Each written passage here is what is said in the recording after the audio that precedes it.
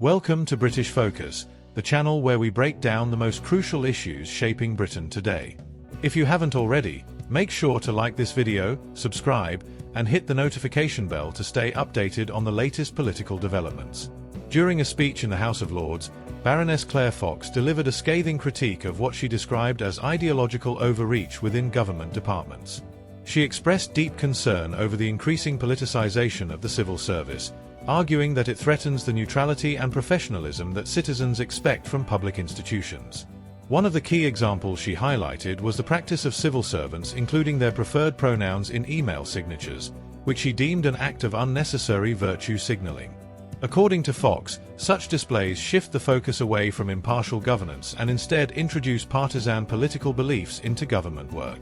She also took direct aim at the head of the Department for Work and Pensions, criticising the distribution of materials that she claimed were inspired by the Black Lives Matter movement. For Fox, these actions were not just minor concerns but symptoms of a larger ideological shift within the civil service that could undermine public trust. She warned that if government departments continued down this path, citizens would no longer see the civil service as an impartial body, but rather as a politically motivated institution. Urging the government to take action, she called for a clear reaffirmation of non-partisan governance, ensuring that public servants remain neutral and dedicated solely to serving the people, not pushing political agendas. What do you think? Is the civil service becoming too ideological? Let us know your thoughts in the comments below.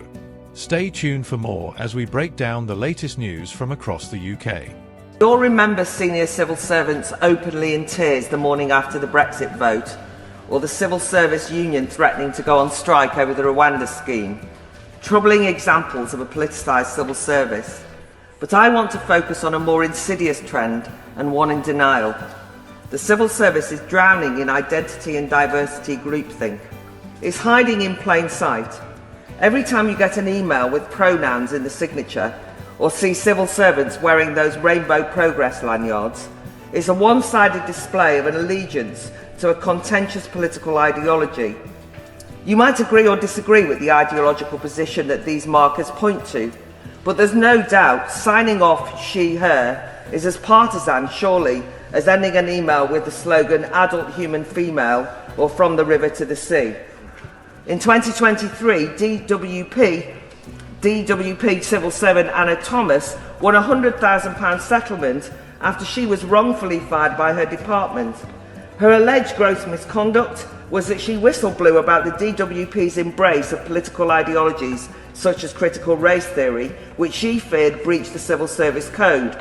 Part of her complaint was an all-staff memo from the Permanent Secretary about transforming the department into an anti-racist organisation in the wake of the George Floyd killing.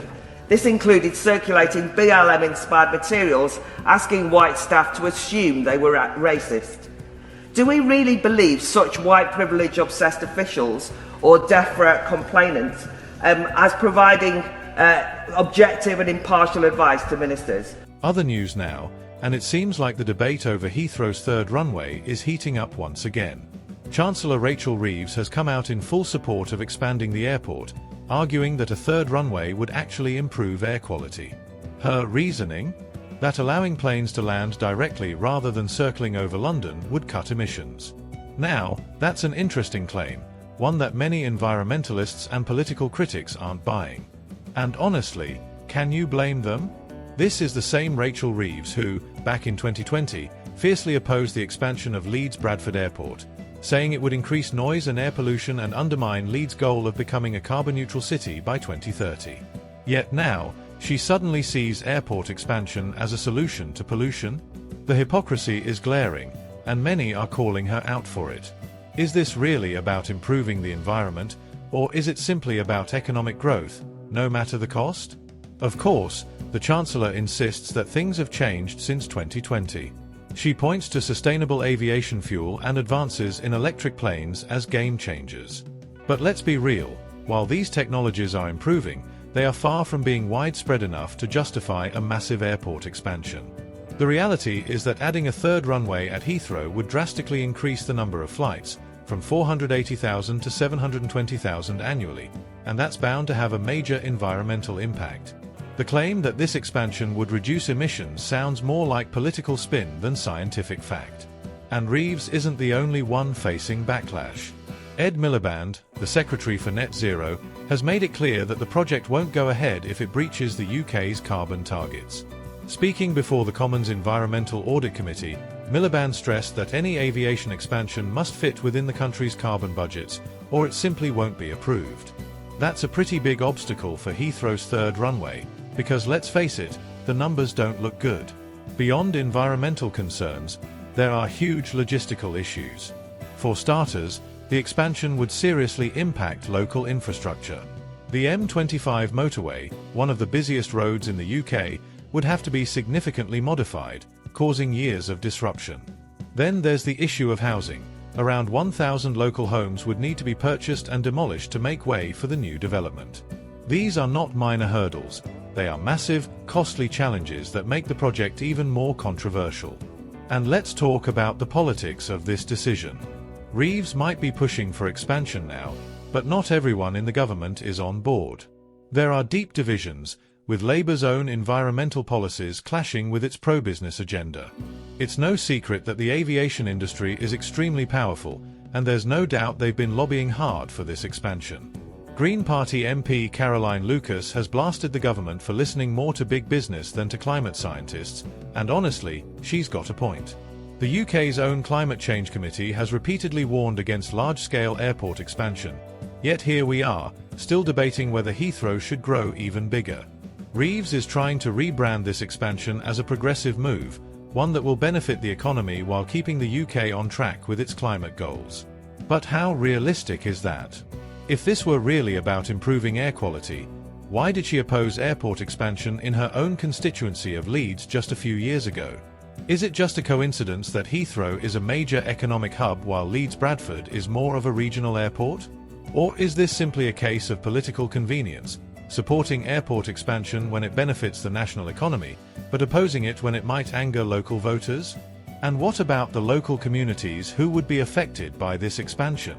The government talks a lot about economic growth and attracting international investment, but what about the people living near Heathrow who would have to deal with even more aircraft noise, air pollution, and traffic congestion?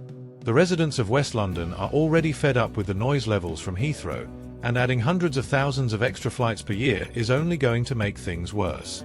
Meanwhile, Shadow Transport Secretary Gareth Bacon has warned that the practical barriers to this expansion are enormous. It's not just about securing funding or dealing with environmental activists. There are real, physical limitations to how much Heathrow can grow. Expanding an airport of this scale is not just about adding another runway. It means dealing with air traffic control issues, international flight route negotiations, and massive upgrades to transport links. Even within Labour, there are serious divisions over whether this is the right move. Net Zero Secretary Ed Miliband has made it clear that the third runway will be blocked if it fails to meet the UK's carbon commitments. So even if Reeves wants this expansion to happen, it's far from guaranteed. At the end of the day, this debate boils down to a fundamental question. Should economic growth take priority over environmental concerns? Labour is trying to have it both ways, claiming they can push for major infrastructure expansion while still sticking to their green policies.